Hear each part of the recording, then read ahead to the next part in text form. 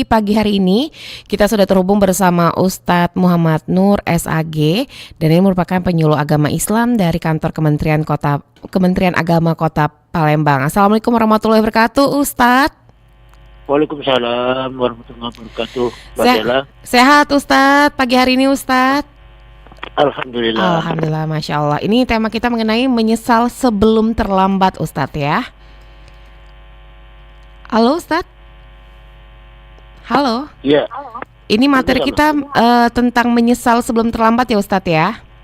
Iya. Baik, nanti kita akan mengajak pendengar yang ingin bergabung bersama Ustadz Muhammad Nur di line telepon kami di 0711369977 atau juga melalui line WhatsApp di 082179271010. Siaran ini dapat Anda dengarkan juga melalui YouTube channel kami di Pro 1 RRI Palembang, di RRI Digital, di rri.co.id.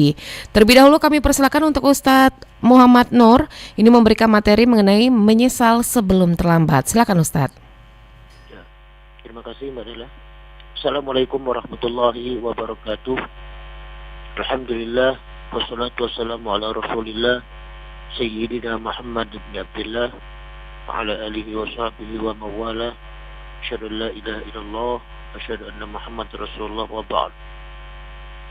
Para pendengar Mutiara Pagi yang berbahagia, Mbak Jana yang kami hormati, puji syukur kehadiran Allah Subhanahu wa taala pada pagi hari ini kita ke dalam keadaan sehat walafiat. Mudah-mudahan kesehatan ini kita manfaatkan untuk orientasinya ibadah kepada Allah Subhanahu wa taala. Salawat juga beriring Islam kita aturkan kehadiran junjungan kita Nabi besar Muhammad sallallahu alaihi wasallam pada keluarga, para sahabat dan para pengikutnya. Para pendengar yang berbahagia, pada pagi hari ini judulnya adalah penyesalan sebelum terlambat. Mengapa saya milih judul ini? Sebab akhir-akhir ini kebanyakan orang jarang memanfaatkan waktu dengan sebaik-baiknya. Waktu untuk beramal, setiap saat di dalam Islam kita dianjurkan untuk beramal soleh.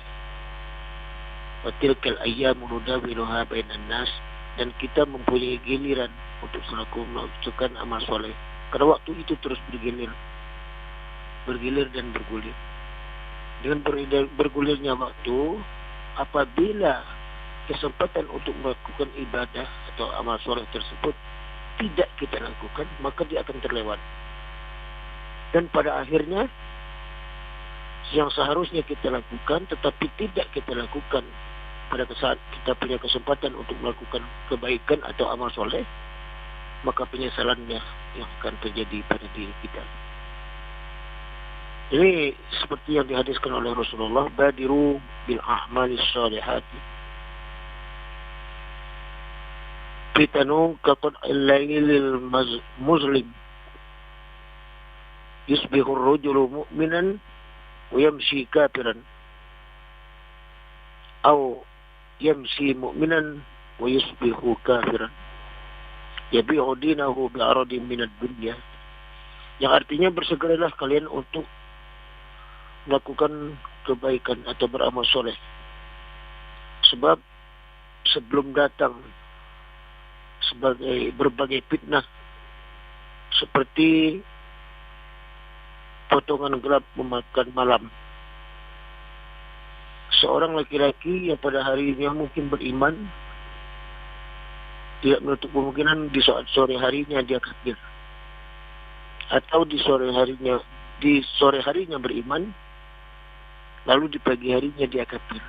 Dia menjualkan agamanya demi kepentingan dunia yang semata, yang hanya sementara. Dari hadis ini kita mengambil iktibar, mengambil hikmah, bahwa kita tidak bisa menunda-nunda untuk melakukan kebaikan atau beramal soleh. Setiap kesempatan yang Allah berikan kepada kita. Di dalam Al-Quran juga banyak mengungkapkan ayat-ayat yang berhubungan dengan masalah penyesalan seorang manusia apabila pada saat hidup di dunia tidak melakukan amal soleh. Seperti dijelaskan di dalam surah Al-Mu'minun ayat 99 sampai ayat 100. Allah berfirman, Bismillahirrahmanirrahim. hatta idza jaa akhadahumul maut qala rabbirji'un la'alli a'mala shalihan fima taraktu kalla innaha kalimatu wa qailuha wa min waraihim barzakhun ila yaumi yub'atsun. Yang artinya, hingga apabila datang kematian kepada mereka, salah seorang di antara mereka, dia berkata, ya Tuhanku, kembalikanlah aku ke dunia agar aku dapat berbuat amal soleh terhadap apa yang telah aku tinggalkan. Sekali-kali tidak, kata Allah. Sesungguhnya itu adalah perkataan yang dia ucapkan saja. Dan di hadapan mereka ada barzakh sampai hari mereka dibangkitkan. Surah Al-Mu'min ayat 99 dan ayat 100. Di ayat yang lain juga Allah berfirman dalam Al-Quran, walau taro izil mujrimuna nakisu ru'usihim 'inda rabbihim rabbana absarna wa sami'na farji'na na'mal salihan inna muqinun.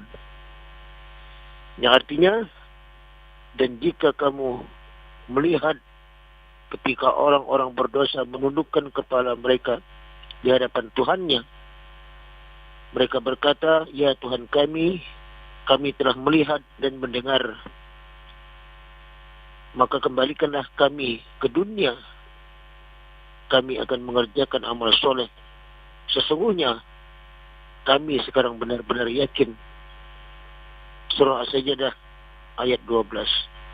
Pendengar yang berbahagia, kalimat ini adalah ungkapan penyesalan bagi seseorang yang telah meninggalkan dunia ini. Akan tetapi pada saat hidup di dunia, dia tidak melakukan amal soleh. Apa amal soleh yang diperintahkan? Banyak amal soleh yang diperintahkan. Amal soleh kepada Allah SWT adalah berbentuk solat, puasa, zakat dan lain sebagainya.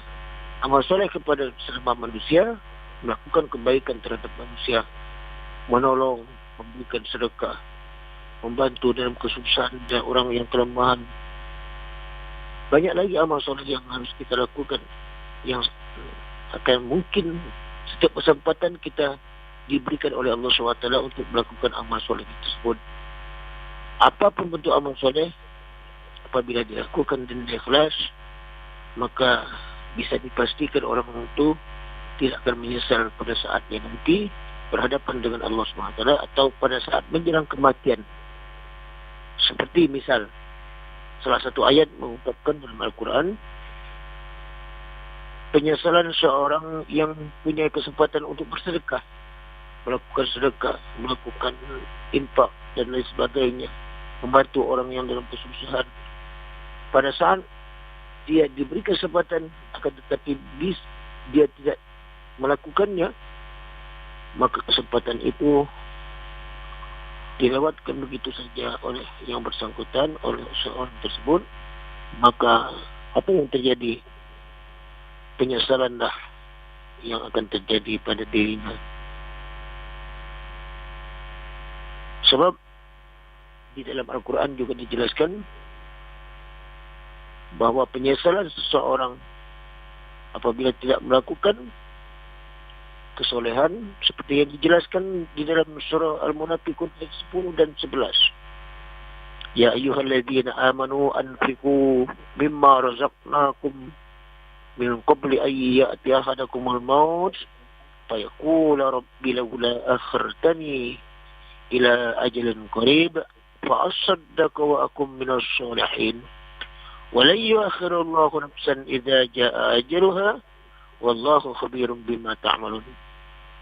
Artinya, wahai orang-orang yang beriman, infakkanlah sebagian rezeki dari Allah yang telah diberikan kepadamu sebelum datang kematian salah seorang di antara kamu. Lalu ia berkata, ya Tuhanku, sekiranya engkau berkenan menggunakan kematianku, menangguhkan kematianku, aku akan sedikit waktu lagi, maka aku akan bersedekah dan termasuk orang-orang yang soleh. Tetapi Allah sekali-kali tidak menangguhkan kematian seseorang apabila waktunya sudah kematian datang, dan Dia Maha mengetahui apa yang kamu kerjakan. Para pendengar yang berbahagia, ini adalah kalimat penyesalan yang pernah dialami oleh seorang manusia yang setelah meninggalkan dunia ini tidak melakukan kebaikan amal soleh apapun bentuknya, seperti yang diajarkan dalam Al-Islam. Amal soleh tersebut setelah diajarkan oleh Allah SWT kepada Rasulullah mengajarkan kepada kita semua lewat guru-guru kita, para alim ulama, para asatidz dan lain sebagainya.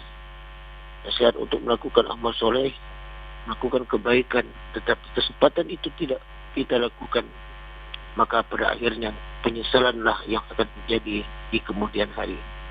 Kapan penyesalannya? Bukan sekarang, akan tetapi setelah kita meninggalkan dunia ini, dan mungkin selama hidup di dunia ini juga pernah kita menyesal karena perbuatan yang baik belum kita lakukan, dan kesempatan itu tidak mungkin terulang kembali. Demikian Mbak Dela yang dapat saya sampaikan pada pagi hari ini. Mungkin untuk lebih jelasnya mungkin kita bisa berdiskusi dan bertanya jawab. Baik pendengar, itulah tadi materi pembuka kita dari Ustadz Muhammad Nur yang ingin bergabung di line telepon kami mengenai tema kita menyesal sebelum terlambat di line telepon di 0711 369977 atau melalui line WhatsApp di 0821792790. Pro 1, assalamualaikum. Waalaikumsalam. Pak Ujang di Cijawi, silakan Pak Ujang. Silakan Bapak. Ya. Pak Ujang dari Cijawi. Iya, silakan Pak Ujang. Assalamualaikum Pak Ustaz. Waalaikumsalam warahmatullahi wabarakatuh. Ini yang saya tanya mungkin di luar tema ini. Masalah bersentuhan dengan istri itu kalau kita punya wudhu batal. Nah, kenapa dengan mertua itu tidak batal? Tolong pencerahannya. Baik, segitu saja. Assalamualaikum warahmatullahi wabarakatuh. Waalaikumsalam warahmatullahi wabarakatuh. Silakan Ustaz. Terima kasih Pak Ujang di Cijawi, pertanyaannya bagus sekali ini. Mengapa batal wudhu bersentuhan dengan istri, apa kulit laki-laki dan perempuan suami istri batal, sedangkan mertua tidak? Ini dengan disebabkan pernikahan Pak Ujang. Sebabkan pernikahan, jadi mertua itu sama dengan orang tua. Makanya di dalam Islam, untuk bagi seorang suami untuk patuh kepada orang tua dan mertua. Jadi siapapun dia, baik seorang istri, baik istri maupun suami maksudnya, itu antara dia, suami atau istri tersebut dengan mertua itu tidak batal wudunya. Karena di dalam Al-Quran dijelaskan bahwa mertua adalah termasuk yang diharamkan untuk nikah. Dengan sebab pernikahan, seorang mertua, laki-laki atau perempuan sama, itu diharamkan untuk nikah. Itu dijelaskan dalam Al-Quran. Tapi istri tidak. Karena apa? Karena istri yang kita nikahkan adalah anak mertua kita. Status mertua kita sama dengan orang tua. Maka di dalam Islam, apa sebabnya? Allah Subhanahu wa taala sudah mengatur itu.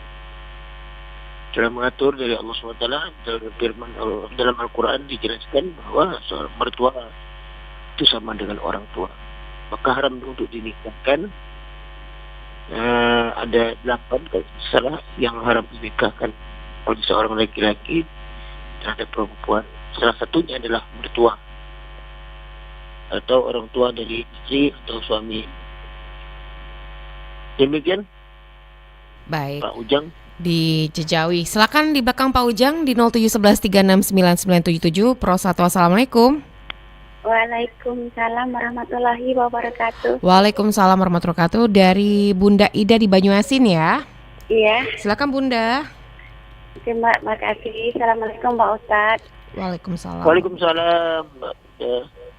Ya, jadi pertanyaannya ya Pak Ustadz, kita kan melakukan sesuatu tuh harus apa ya dengan berpikir jernih gitu ya, supaya tidak terjadi penyesalan di kemudian hari gitu ya.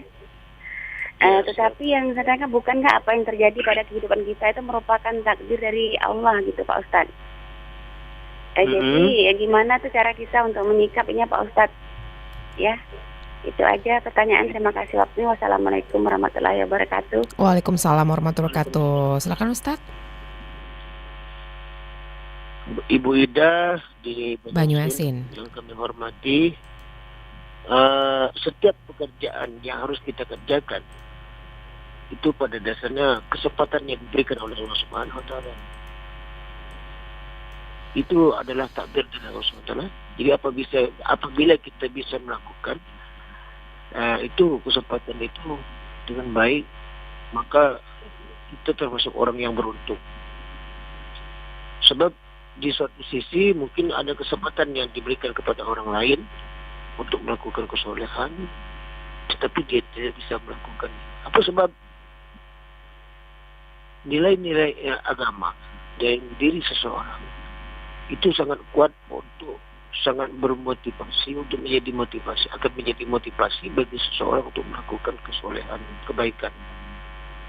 Misal contoh, di dalam keluarga pendidikan agama sangat kuat dididik dari kecil sampai dia dewasa, dia mendapatkan asupan-asupan tentang pengetahuan agama kepada seseorang tersebut, maka sampai dewasanya pun, sampai besar pun dia akan tetap menjalankan apa yang diperintahkan dari pendidikan dari keluarga. Jadi keluarga yang baik adalah keluarga yang mendidik seseorang anak untuk menjadi orang yang taat dengan agamanya, yang pada akhirnya dia akan melakukan kebaikan dimanapun dia berada, kapanpun kesempatan yang ada yang diberikan oleh Allah kepadanya. Oleh karena itu, melakukan kebaikan bagi dia merupakan suatu kewajiban yang harus dilakukan. Apabila itu tidak dilakukan, dia mengerti konsekuensinya, dia akan menyesal. Oleh karena itu, kesempatan yang berbahagia ini, mari kita melakukan kebaikan apapun bentuknya. Apabila itu bentuknya amal soleh di hadapan Allah SWT, di hadapan manusia, kebaikan berupa kebaikan, itu tidak akan rugi dan kita termasuk orang yang beruntung di hadapan Allah SWT. Demikian Mbak Ida, Ibu Ida.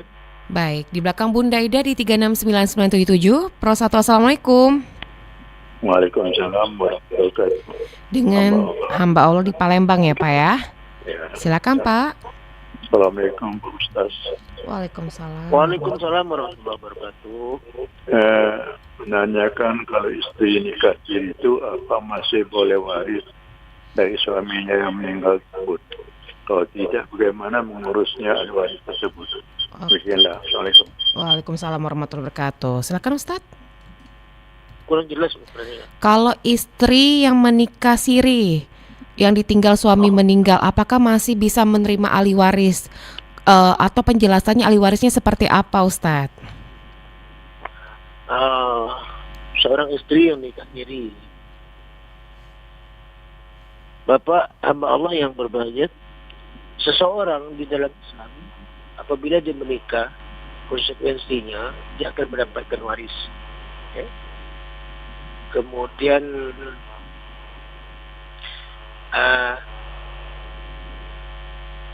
ini yang berhubungan dengan waris itu karena sebab pernikahan. Dia mendapatkan waris karena dari sebab pernikahan. Kalau di dalam Islam tidak ada istilah nikah siri dan nikah zihar, terang-terangan dan diam-diam. Yang adanya cuma nikah. Cuman di negara kita, negara yang mengatur, apabila nikahnya tidak tercatat seseorang tersebut, maka dia tidak mendapatkan waris. Tapi apabila tercatat pernikahannya, dia tidak mendapatkan waris. Tetapi di dalam Islam tetap mendapatkan waris. Karena nikah di dalam Islam tidak ada disebut dengan nikah siri. nikahnya yang apabila cukup rukunnya ada 4. Pertama, laki-laki dan perempuan yang akan menikah, kemudian wali, 2 orang saksi, lapas ijab dan qabul. 4 rukun ini apabila terpenuhi maka sah nikahnya secara hukum agama. Makanya nikah tercatat pun harus memenuhi 4 rukun ini. Apalagi nikah secara hukum agama. Nikah siri yang kata Bapak tadi. Kalau di dalam Islam, jadi penjelasan seperti ini, kalau di dalam Islam, siapapun yang menikah, maka dia mendapatkan waris sebagai sebab pernikahan. Tetapi di dalam negara, apabila tidak tercatat pernikahannya di kantor KUA, maka pernikahannya itu dianggap tidak ada. Jadi seseorang tersebut tidak berolehkan waris walaupun dia sudah menikah, tapi apabila pernikahan tidak tercatat, dia tidak akan mendapatkan waris secara hukum agama, secara hukum negara. Dan di kompilasi hukum Islam pun seperti itu dijelaskan. Demikian hamba Allah. Baik, Ustadz, kita ke WhatsApp dulu Ustadz ya. Sudah ada yang masuk di 0821792790 dari Pak Romli di Sembawa. Assalamualaikum warahmatullahi wabarakatuh. Ustadz, pertanyaannya di luar tema. Ketika sholat berjamaah, imam terlalu cepat dalam sholat, bacaan kita banyak tertinggal. Apa yang harus kita lakukan untuk menyikapi hal tersebut? Mohon penjelasannya dari Pak Romli di Sembawa. Silakan Ustadz. Terima kasih Pak Romli di Sembawa. Menjadi seorang imam di dalam sholat itu harusnya bisa mengimbangi jemaah. Jadi makanya pada saat imam akan maju ke depan, istawu di sholat, itu artinya isyarat. Bersiap-siaplah untuk sholat, bersiap-siaplah untuk sholat. Luruskan rapat dan shaf. Sambil imam melihat ke belakang, memeriksa jemaah itu, apakah ada yang sudah tua, ada yang sakit, adakah yang uzur, adakah kursinya sholatnya duduk. Itu guna imam. Apabila seseorang imam membaca ayat terlalu cepat dan banyak jemaah yang ketinggalan, itu jelas sholatnya tidak khusyuk lagi. Dan imam seperti itu biasanya itu dia tidak mengerti tata cara menjadi imam dalam sholat, apalagi sholat berjamaah. Maka mudahkanlah kata sholatmu, kata Rasulullah, mudahkan sholatmu. Mudahkan sholatmu bukan berarti harus cepat, akan tetapi tertib itu artinya apa? Sesuai dengan rukun di dalam sholat, rukun qauli, rukun qalbi, rukun fi'li, itu harus terpenuhi semua. Rukun qalbi adalah niat sudah di awal. Kemudian rukun qauli, nah ini bacaan di dalam sholat. Terlalu cepat juga, kita harus mengimbangi yang sudah tua. Terlalu lambat juga kita harus mengimbangi yang masih muda. Jadi sedang-sedang saja. Rukun fi'li, gerakan di dalam sholat, itu juga harus pas. Tidak terlalu cepat, tidak terlalu lambat. Oleh karena itu, khairul umuri awsatuha, kata Rasulullah. Sebaik-baik urusan adalah pertengahan. Oleh karena itu sedang-sedang saja, jangan terlalu cepat, jangan terlalu lambat. Kemungkinan akibatnya batal pahala sholat berjemaahnya apabila seseorang makmum itu syak di dalam hatinya terhadap imam. Demikian. Baik, di 369977 Pro 1, Assalamualaikum. Halo, Pro 1, Assalamualaikum. Waalaikumsalam warahmatullahi wabarakatuh, Mbak Dela. Oma Ana di Prabu Muli. Silakan Oma Ana. Terima kasih Mbak Dela. Assalamualaikum warahmatullahi wabarakatuh, Pak Ustadz. Waalaikumsalam. Waalaikumsalam, Pak Ana. Iya, salam sehat ya Pak Ustadz ya. Pertanyaannya Pak Ustadz, Jelas, ya. kebaikan yang tidak ikhlas atau ada penyesalan gitu. Kita berbuat baik tapi tidak ikhlas, menyesal. Contohnya kita memberikan sesuatu kepada orang. Boleh dikatakan ya, kenapa tadi diberikannya seperti itu Pak Ustadz itu? Itu kebaikan yang diridhoi oleh Allah Subhanahu Wa Taala Pak Ustadz? Apa kebaikan itu ada bermanfaat atau tidak Pak Ustadz? Baik. Segitu Terima kasih, saja. Pak Ustadz. Iya. Terima kasih Mbak Della. Assalamualaikum warahmatullahi wabarakatuh. Waalaikumsalam warahmatullahi wabarakatuh. Silakan Ustadz. Mbak Ana, terima kasih atas pertanyaan ini. Jadi perbuatan kebaikan amal soleh yang pernah kita lakukan terhadap orang lain itu harus dilakukan dengan ikhlas. Itu modal utama. Modal utama nilai yang Allah berikan kepada kita, pahala itu baru diberikan apabila kita melakukan itu dengan ikhlas. Walaupun kadang-kadang omongan kita misalnya seperti yang diomongkan oleh Mbak Ana tadi. Tapi kalau niat kita ikhlas, itu akan menjadi amal ibadah, menjadi amal soleh bagi kita. Apapun yang kita lakukan seharusnya idealnya harus diawali dengan niat yang ikhlas karena Allah. Adapun di tengah perjalanan kadang-kadang yang kita lakukan tidak lagi dengan niat ikhlas karena Allah. Akan tetapi kita sudah memulai awal dengan yang baik-baik. Niat yang ikhlas itu sudah kita awali sebelum kita melakukan apapun pekerjaannya.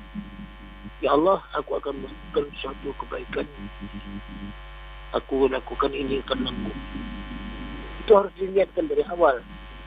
Jadi walaupun kita ngomong itu seolah-olah membatalkan solehnya kita untuk melakukan perbuatan tersebut, akan tetapi kalau kita sudah niat dari awal, insya Allah akan dicatat oleh Allah SWT sebagai nilai pahala ibadah atau amal soleh bagi kita. Demikian, Mbak Ana.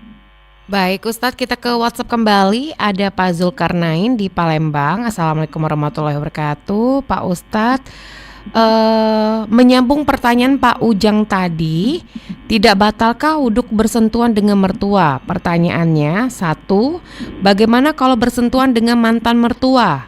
2, kalau ada dalil hadisnya, Quran, surat apa, ayat berapa? Mohon penjelasannya dari Pak Zulkarnain di Palembang. Silakan Ustadz.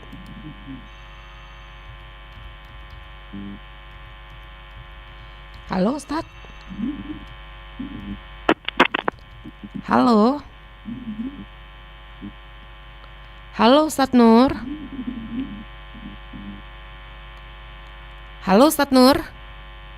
Bisa dengar suara Della Ustadz? Baik, nampaknya terputus ya. Kita coba kembali. Assalamualaikum Ustadz. Halo. Halo Ustadz. Baik, nampaknya terputus ya. Melalui via telepon bersama Ustadz Muhammad Nur SAG, dan kita masih akan mencoba untuk menghubungi kembali Ustadz Muhammad Nur dengan lintas waktu saat ini sudah 45 menit beranjak dari pukul 5 waktu Indonesia Barat.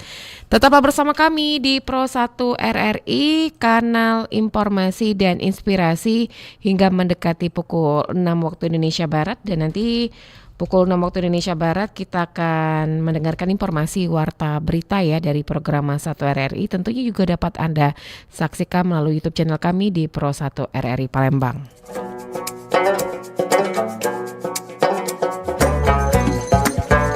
Masih bersama Anda, Mutiara Pagi, hanya di Pro 1 RRI Palembang.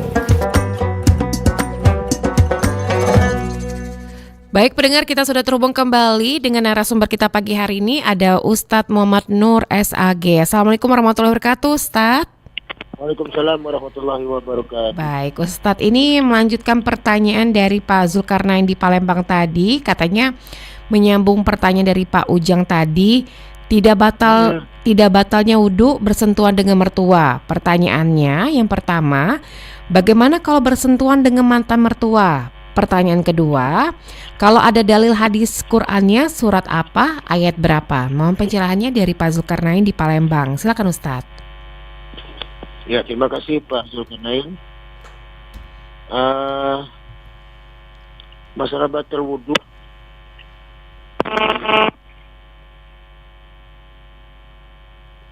Halo Ustadz. Halo.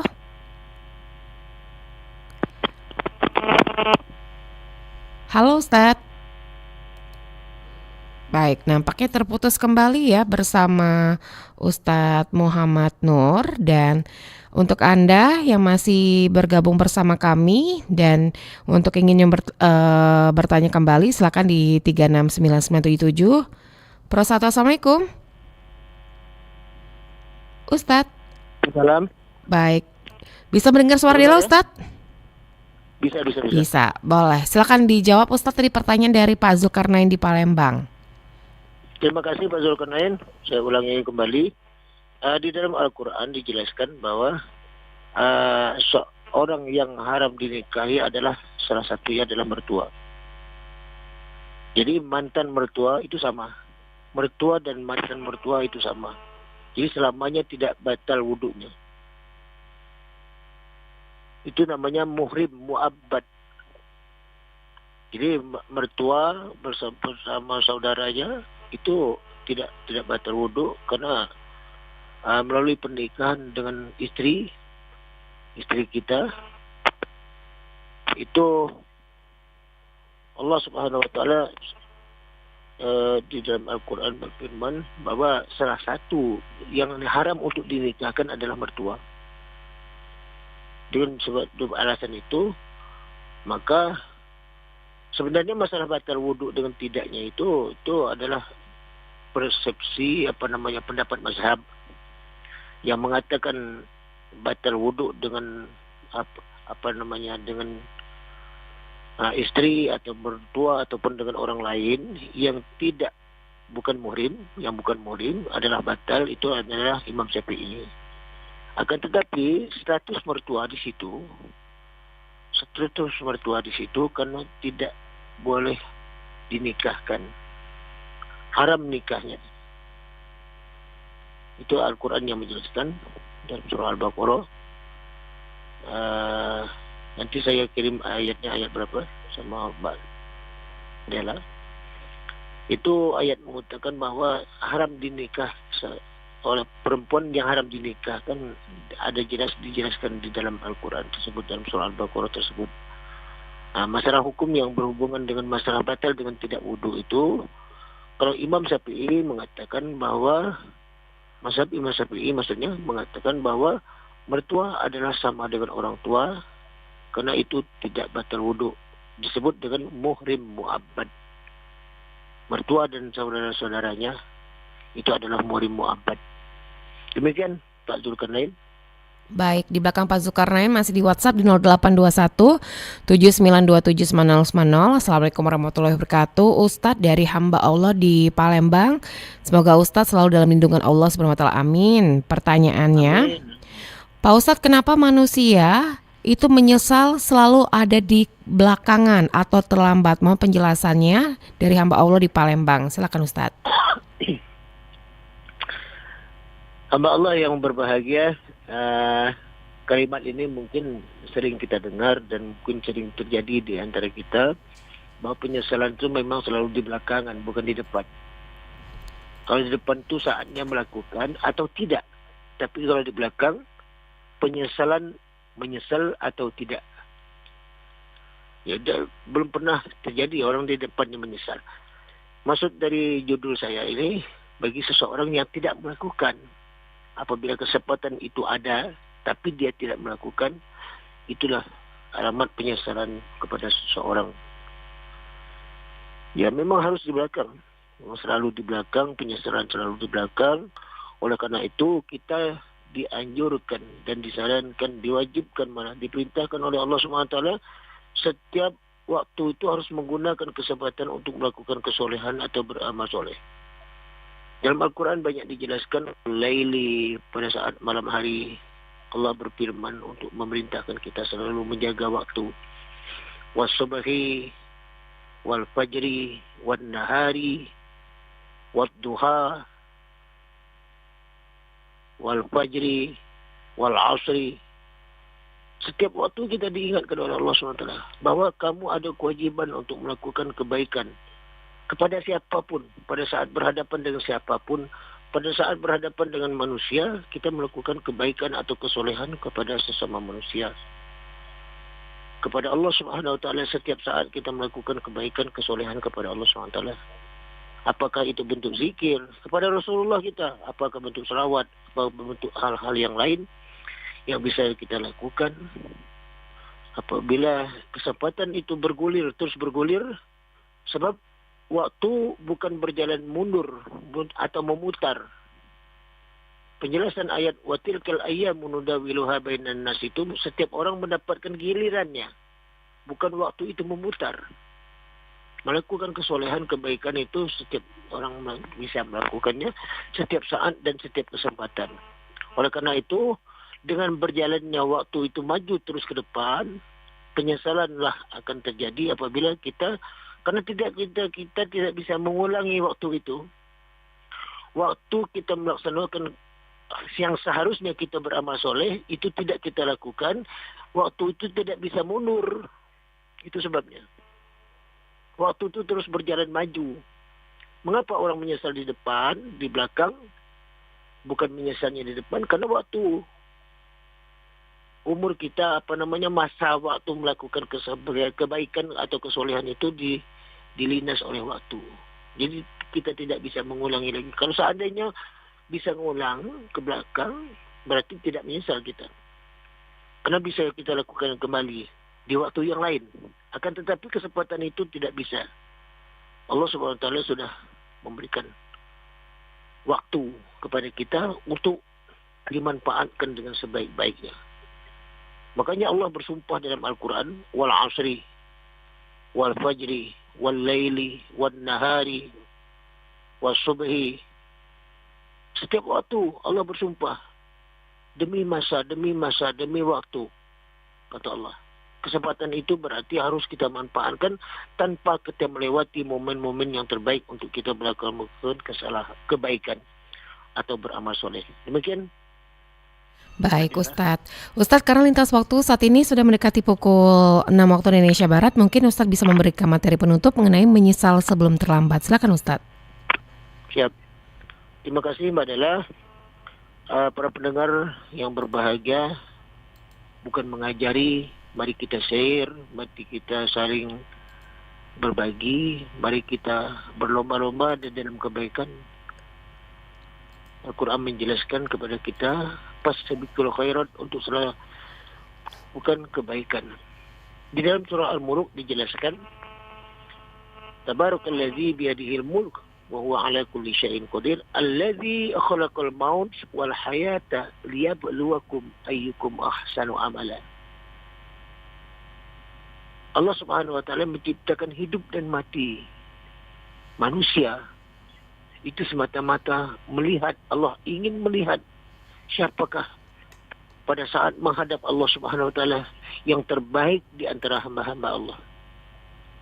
Oleh karena itu, jangan sampai terjadi seperti apa yang saya ungkapkan di awal tadi, ayat penyesalan seorang manusia di hadapan Allah Subhanahu wa taala setelah dia lalai, dia tahu bahwa dia pada saat hidup di dunia dia lalai melakukan kesolehan, melakukan kebaikan, beramal soleh kepada Allah SWT. Dia menganggap dirinya adalah yang paling hebat, bukan Allah SWT. Pada Allah SWT sudah memberikan menurunkan agama kepada Rasulullah Nabi kita Muhammad SAW untuk diikuti Rasulullah, untuk diikuti kehidupannya, tata caranya. Kita harus mengikuti Rasulullah. Akan tetapi apa yang diajarkan oleh Rasulullah kita tidak ikuti. Wasiqal ladzina kafaru ila jahannam zumara hatta idza ja'uha futihat abwabuha wa qala lahum khazanatuha alam ya'tikum rasulun minkum yatluna 'alaikum ayatihi wa kita diingatkan bahwa kita selama hidup di dunia oleh Rasulullah bahwa ini adalah jalan kamu untuk menuju Allah SWT dengan sejahtera, dengan kebaikan, dengan selamat. Tetapi kita tidak mengindahkan apa yang diajarkan oleh Rasulullah, hingga penyesalanlah yang akan kita dapati. Oleh karena itu, kaum muslimin dan muslimat, pada kesempatan yang berbahagia ini, saya juga mengingatkan kepada diri saya untuk selalu melakukan kebaikan, amal soleh, dimanapun kita berada, kapanpun kita berada. Amal soleh yang Allah berikan setiap saat, setiap kesempatan yang ada, kita lakukan dengan baik. Mudah-mudahan Allah SWT mencatat seluruh amal ibadah kita, dan pada akhirnya nanti akan dikembalikan kepada kita bahwa apa pernah yang kita lakukan adalah kebaikan di hadapan Allah SWT. Demikian Mbak Della. Baik. Sampaikan. Baik, terima kasih banyak Ustadz Muhammad Nur untuk waktunya pagi hari ini. Semoga di waktu kesempatan kita bisa ketemu lagi Ustadz ya dengan materi lainnya. Amin, amin. Assalamualaikum warahmatullahi wabarakatuh. Waalaikumsalam warahmatullahi wabarakatuh. Dan pendengar, itulah tadi bersama Ustadz Muhammad Nur, SAG dari Penyuluh Agama Islam, Kantor Kementerian Agama Kota Palembang dengan tema menyesal sebelum terlambat ya. Tepat pukul 6 waktu Indonesia Barat kita akan mendengarkan informasi warta berita dan tetaplah bersama kami di Pro 1 RRI, kanal informasi dan inspirasi.